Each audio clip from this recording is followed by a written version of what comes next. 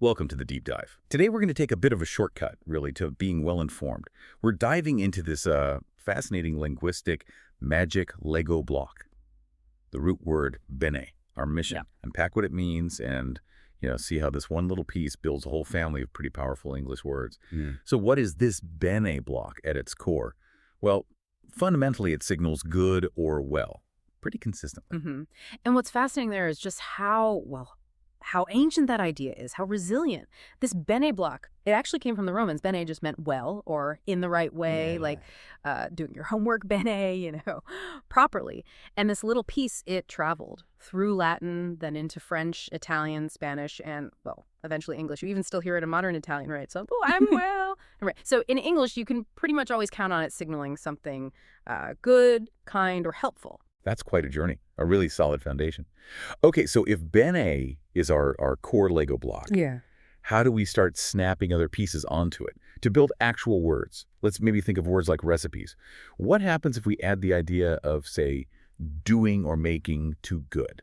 Good question. So if bene is goodness, right, and we add facere, which means to do or make, well, then we get benefactor. A benefactor is someone who, well, does good things, usually by giving money or helping out somehow. Like that example, the secret benefactor paid for new swings at the playground. They literally make good happen. I like that, making good happen. Simple. So that's the doer of good, the giver.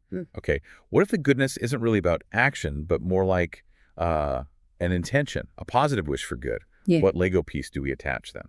Right. For wishing good, we'd bring in volens, which means wishing. And that gives us benevolent. So a benevolent person is someone who wishes good for other people and acts kindly because of it. Think of that benevolent teacher bringing muffins for everyone. And you can really get that good wishing idea if you think about it. It's opposite, right? Malevolent, that's bad wishing. Oh, yeah, that contrast makes it super clear. Wishing good versus wishing bad. Okay, so we've got doing good benefactor and wishing good benevolent. But what about something that just is good for you?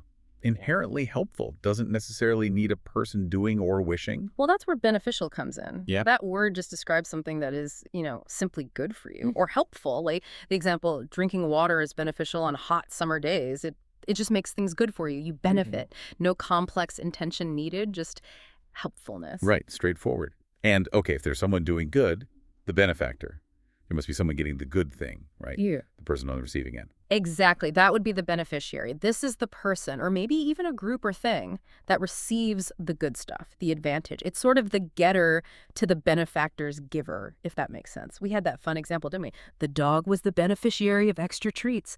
It really shows that giver versus getter dynamic quite clearly. Giver and getter. Got it. Okay, now for one that sometimes feels a little trickier, still in the family though, benign, it means gentle, harmless, kind.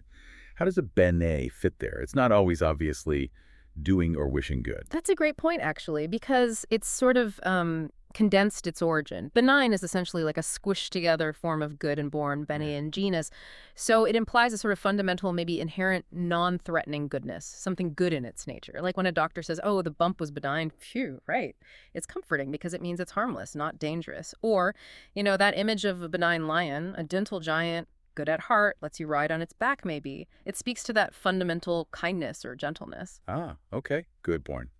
That helps unlock it. So if we pull back and look at all these. Yeah, what's really fascinating, I think, is how this one single ancient root, bene, consistently shapes the meaning.